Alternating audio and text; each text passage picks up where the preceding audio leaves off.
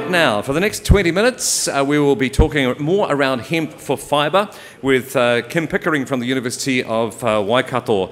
Now, Professor Kim Pickering is a materials engineer, internationally recognised in sustainable materials, including hemp fibre composites, and she leads the Polymers and Composites Research Group in the Engineering School and is the director of the Waikato Centre of Advanced Materials at Waikato University and Assistant Dean of the School of Engineering. So, ladies and gents, without any further ado, I will leave you in the very capable hands of Professor Kim Pickering. Thank you very much for that introduction. I'm not quite used to the setup here, so apologies in advance for any hiccups, but I'll do my best. I'm feeling a little disconnected. I would have loved to have been there, but unfortunately other commitments kind of got in the way. But there you go. Well, I'll make the most of the situation, hopefully for us. So, as was mentioned in the introduction, I'm going to be focusing on hemp fibre, and I thought the first thing I should do is put this in context. So I've unashamedly stolen something here from a booklet provided to me a long time ago by, well, here we go, 1998, by somebody you may be aware of, Richard Barge, that gives, this slide represents a good overview of the vast variety of things you can make with hemp. But you've probably had an insight into some of that, at least today. But I should, in terms of being in context, what I'm largely covering is, hopefully you can see my arrow there, is, in terms of what we can do with this material, hemp generally, you can eat it, you can wear it, you can build with it. What else can we possibly want from this material? So, but in context for me, I come under other industrial products. So down here, I could be considered to be under the fiberglass alternative there. So my focus is in the semi-structural and structural applications area. But I felt that I'd be negligent if I didn't mention that this isn't, in terms of, generally my focus is on bast fibre, so the strongest fibre from the plant. But I'm also aware, and it's probably been mentioned, that you can use the inner material, the core material, to make structural materials. So here I've got a block showing of hempcrete, which I actually produce myself, but it's not an area I research in. So, so largely my focus has been looking at materials that we can make from the high performance fibre, the bast fibre of hemp. This slide is here to make sure that I'm not looking like I'm stealing all the credit for myself. So, I fit into a wonderful group, the Polymers and Composites Research Group at Waikato University, and there is a snapshot of us that perhaps I should update soon, but it gives you an idea. There's a fair number of us and committed to the cause of polymers and composites research. And natural fibre composites, including hemp, and hemp has been a big thing for us. And so natural fibre composites is a big focus, and hemp has played a big role in that at Waikato. In terms of why, the justification for that, generally for natural fibre, the benefits are that it's got good strength, good stiffness, and it has low density, so that leads to good specific properties. It's more sustainable than its synthetic counterparts. So, and we've mentioned, that these hemp fibre composites could be used as an alternative to glass fibre reinforced composites, which a lot of people call fiberglass. And it's got low cost. It's not so abrasive as glass fibre during processing. It fails in a friendly way, which may sound a bit strange, but if you imagine yourself in a car going down the motorway and you're in a collision, then I would much recommend hemp fibre dashboards over glass fibre dashboards if your head is going to come into contact with them at high speed. So, certainly for niche applications, that can have great value. Lower health risks and availability, the potential to bring finances to rural economies.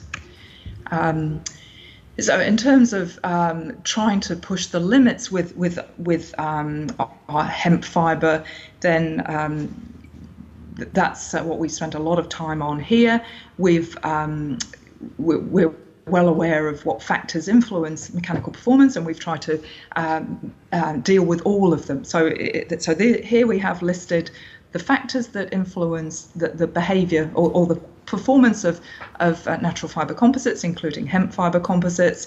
And so, from the top up, the actual fibre itself, and that includes when you harvest it, how you extract it, how you treat it, and the amount that you put into your housing material, so what I would call the matrix material, all have a bearing on what you get out of the performance, as well as the matrix that you put it into, the interface, so how you join the two together, how you orientate the fibre, how you disperse the fibre, and any porosity you've got in your composite is going to significantly reduce the performance. Okay, and so the important thing is we've pretty much covered all of those to a reasonable degree. So we've got a good handle here on how to make the most out of fibres in composites.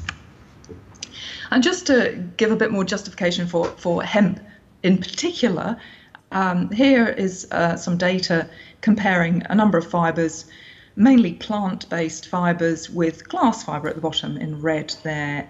And so I think things to note there, if we look, for instance, at strength, you can see for these fibres, there's a lot of variability there. And a lot of that, particularly in the plant-based fibres, comes down to the variability of testing regimes. So you've got to take this data with a pinch of salt.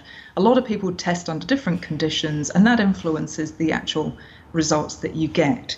But what is generally found is that in plant-based fibres, it's the bast fibres, so stalk bast fibres, that tend to have the highest performance. So that includes hemp, and European flax tend to be the top two, as you might expect from where you've got a stalk that grows very high. The plant itself needs good performance, so and that seems to translate into the properties of the fibres you get out of them. And so, if regarding flax and hemp as being the top two, what we find for those is that they tend to have about half the strength and stiffness of glass fibre, and they have about half the density. So in terms of strength and stiffness per weight, they compare very well with glass fibre. So that gives some hints at the sorts of possibilities that you can use them for. So hemp in particular, as I mentioned, that's been a focus for us. We've been involved for a fair number of years now. So this slide represents early trials we were involved with. You may recognise Nick Foreman there from Hemp Tech. He was one of the early uptakers in terms of looking at growing the fibre, and we were involved with him in terms of looking at how to optimise when you harvest the material, specifically for composite materials, and looking at how to get good performance in composite materials. And so just mentioning a couple of other benefits of hemp that drew us to it, not just good mechanical performance, but the fact that you can grow this in a relatively environmentally friendly way. You don't need to use herbicides and pesticides with it. Okay, and here, I guess just early notification of the sorts of products that it can go into. So these are things that we have produced at Waikato University. So the hemp deck, so we've made skateboards out of hemp fibre. The Earth Race cabin sole, so the floor of the cabin of that was made from hemp fibre. And we've done body panels for cars here at Waikato as well. So that's just some of the kind of more gimmicky end of things to give an idea of where we're heading with this. I've mentioned that we've looked at all the different influences, the influencers for performance. So the matrix plays a major part in terms of the performance you can get out of your composite. So this is the part that you put the fibres into. We've looked at thermoset materials, we've looked at thermoplastic materials, which are recyclable, and we've used recycled plastic in our composite materials along with hemp fibre to give a more environmentally friendly material that can itself be recycled, and we've done the research that shows that. We've also developed alongside bio-derived materials, and we've used off-the-shelf bio-derived materials, including PLA. And so just taking a look at the sorts of things we've produced, in general, produced to get an understanding of the behaviour of these materials. So these are just test pieces. These are from the early days, injection moulded samples. So, there's a process that lends itself readily to mass manufacture. So these first 5 here, they're from thermoplastic materials that are petroleum derived. You can see that you can get quite different appearances from your hemp fibre in different plastics. These 2 over here, or the bits of 2 there, they've fallen to pieces somewhat because they were made from biodegradable plastic. So if we're wanting to use things for single use or not many uses, then we've shown that you can get degradation with our natural fibre composites, including with hemp material. Another factor that I mentioned that influences composite performance is the interface. So how well you join the fibre to the thing that you're housing it in. And this is not actually natural fibre, this is carbon fibre. So the white stuff here, it's polished carbon fibre, which strangely looks white in reflection.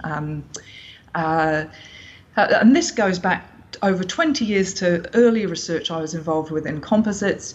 But this is where I learned that the interface is a really important part of a composite, and we fed that into natural fibre composites. So some of what I've been doing is just tech transfer from high performance synthetic fibre composites to natural fibre composites.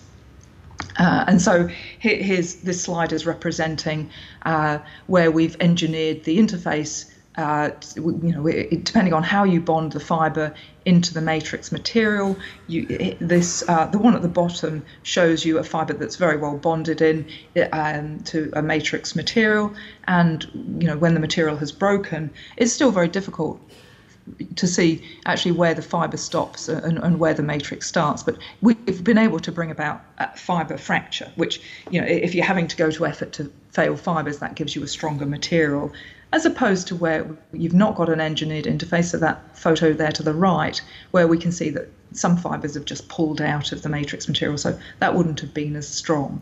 However, the problem with where we've got a good interface here is that we tend to get reduced toughness.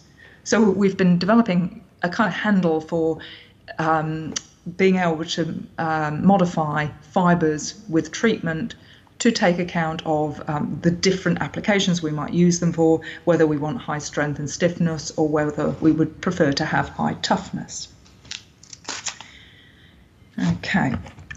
So just a little slide to give some insight of the mechanisms that we've applied. We've looked at mechanical ways of improving interfaces, chemical and entanglement, and by way of a little case study, there's some details that I won't get into at the moment, but in terms of how you do that, you can do physical, chemical and biological treatment of the fibres.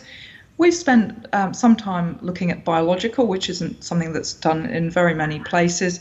And just to give a little case study, really, using white rock fungi to treat hemp fibre and other fibres. So essentially, we've subjected our fibre to fungi that have been allowed to grow for a couple of weeks, say, and then that's removed some unwanted weaker material. And it's also, as we could describe it, given the equivalent of a light sanding to the fibre surfaces, so they bond a lot better with matrix material. And so these little arrows here, if you squint, you can hopefully convince yourselves pointing at little holes, so that the fungal hyphae have grown by drilling in a little bit to the fibre surfaces, which has given keying points for the matrix material to bond into, or bond with. And so we found that through using fungi that we've been able to improve, so these centre ones here, we've been able to improve the performance of our composite materials relative to where we're not treating the fibre, and certainly we're getting a lot of benefit relative to where we've just got the matrix material on its own. These strands are quite modest. These were just with our randomly aligned fibre in injection moulded samples. Which brings us quite nicely onto the next area of focus. If we think about aerospace or high performance composites from synthetic fibre, you wouldn't use randomly aligned fibre. So a big push for us has been to bring about orientation of fibre, of which there are a number of ways you can go. So overseas, there's been effort in terms of textile type approaches, spinning, wrap spinning, production of tapes with flax. Here, I was aware of the need to keep low infrastructure requirements. So we've been involved with something called dynamic sheet forming, which is something that's been used in the paper industry to bring about aligned sheets of material. And we've used that for composite materials. So just clicking onto a little picture here, I've actually got some, but here's a real one. This is a composite material, very lightweight and very, very stiff for how thick it is, from hemp and PLA. So PLA, a bio-derived and biodegradable material to give a biodegradable combination, or it could also be recycled, actually, that one. And that's made from these sheets of material. So on that one side, that's actually harakiki. The darker fibre here is hemp. That's just a layer of fibre. I've got a number of layers here, and I'm sorry if this isn't coming over too well, but it's the best I can do at the moment. So we've got these sheets of material that could be laid into the moulds. We can make bigger sheets than that to make whatever products we want to make. So the aim was to provide a versatile starter material that we could mould whatever products were of interest to people. And this is where it's been incorporated within a matrix material. So that solid I showed you. So that's one way that we've brought about alignment to give higher performance. Another way that we've brought alignment in material is through 3D printing.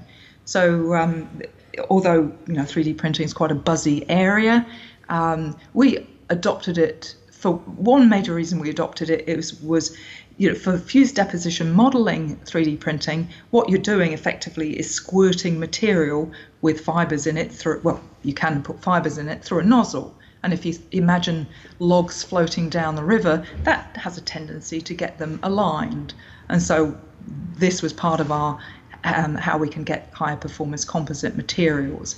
And so just to show you some of the things that we've been doing. So for example, there's a hemp PLA filament. I have the real one here, just to prove it really does exist and not just a picture. And so again, that's fully bio-derived, biodegradable. But there's other ones here we can see that are from recycled material with natural fibre, including hemp within it. And so we've shown that we can get improvements of strength and stiffness. Quite large improvements, 77% and 275% with 38% fibre within the matrix material. And we also, of great benefit to the 3D printing world, reduce the shrinkage that you get that when you're printing the material, such that you get better control over printing. I'm sure people can picture, printing this very fine extrudant can be quite challenging in terms of keeping dimensional stability. Okay. I think hopefully I've got a little bit more time. So just to push to the real leading edge at the moment. So not that what we've been talking about isn't leading edge, but it's more instantly commercially applicable. I thought I'd give some insight into things that may be a little further down the track. So 3D printing has also been involved in the National Science Challenges people may have heard of. One material that we've been 3D printing in National Science Challenges is nanocellulose. And nanocellulose can be extracted from plant fibres, including hemp fibre. And so just as a little demonstration, one thing we found relatively recently is that we can get shape memory with nanocellulose. So, as I say, this could be extracted from hemp fibre for, sorry, I'll just have another go at that. And so when shape memory in terms of we printed a tree, it was just a two-dimensional tree. We had 3D printed it, so it gives you it shows the potential for printing whatever we'd like to in the longer term. But we call it the 2D, 3D, 4D tree, the 4D being the responsive nature of it. So here we are just heating up the material, and we can see that it returns to the former glory of before we crumpled it up. So that's what we refer to as shape memory. In terms of application, so to try and inspire the sorts of things we could be doing in New Zealand with these materials from the structural application. Here's a long list that I won't have time to go through, but in Europe, just a quick flick onto a slide of car products that are being made in Europe. There's a long list, and there's been exponential uptake in these semi-structural type products, sorry, I'm just getting my office invaded. I'm just busy at the moment. I was doing a filing cabinet for you. Did you want it now? Or? Not at the moment. I'm presenting. Just leave it outside for you. Thank you. Would you come back in 10 minutes? Sorry about that. So the cars exponential uptake in Europe. But these things have been fed into, let's cut to the chase. They're being put into bridges now in Europe. So there's a lot of potential. This is a proof of concept. So this is kind of leading edge in terms of the structures being made from it. And they're very much being tested for this type of application. But, the sky's the limit, really. And talking about the sky, here's a suggestion of potential parts for aircraft that could be made from natural fibre composites. I was asked specifically to mention biochar and conductive hemp. So here's another opportunity that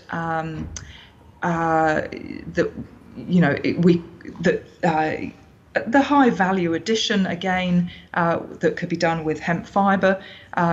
We've done research here in terms of converting natural fibre to carbonaceous material, so like carbon fibre, so the natural fibre equivalent of your synthetic carbon fibre. Lots of reasons why you might want to do that.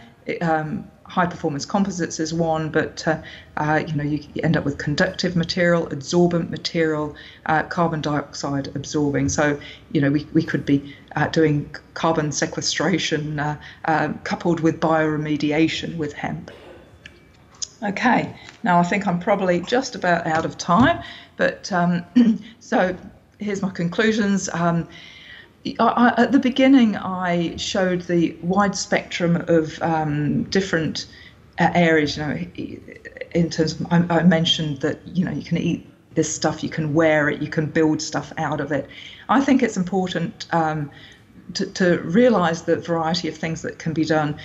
If we're growing it in New Zealand, we want to make the most of all of the crop. So I appreciate that the structural area is going to be just a part of something bigger, but hopefully, there is a lot to be done in across the spectrum here. So I see great potential for New Zealand in terms of benefits from a hemp industry to be developed here. we want to use the whole of the plant. We can grow fibre here as good as anywhere else, and the values that we've obtained at Waikato, we can grow hemp here better than anywhere else. But I better be careful not having looked at the data too recently, but we were doing very well when we were doing those harvesting trials. We could look further at breeding and selection in terms of really optimizing things if we chose specifically for structural applications. But we may not want to put the effort there. We can make the use of the fibre that is already being produced. It is high enough in performance. There's potential for high value addition, including through high performance materials that have increased sustainability. And certainly, there's increasing interest in that area. The potential to use recycled material with hemp, for example, and stop the stockpiling of plastics that's going on. I've spent a bit of time recently on the 3D printing area, and that's an area that has a lot of potential in terms of the relatively low infrastructure demands. That means that we can do quite high value added material, but with not too much infrastructure, which might match quite well with getting first cabs off the rank sort of thing. Yes, but being such a versatile plant, it's a matter of, well, what would we like to do? So I think that's probably where I should leave it. Thanks for listening.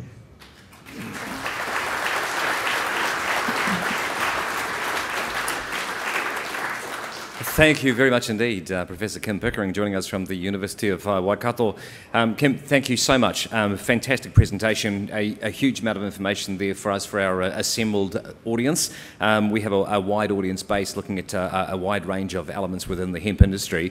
So I think what you've presented for us here today is a fantastic way forward for us to look at what opportunities there are. And certainly the elements you've shown us show a great deal of innovation, and that is something that has, through the polling we've done in the audience, has shown as being a very strong element for us here in the room. Once again, a huge round of applause, ladies and gentlemen, for Professor Kim Pickering.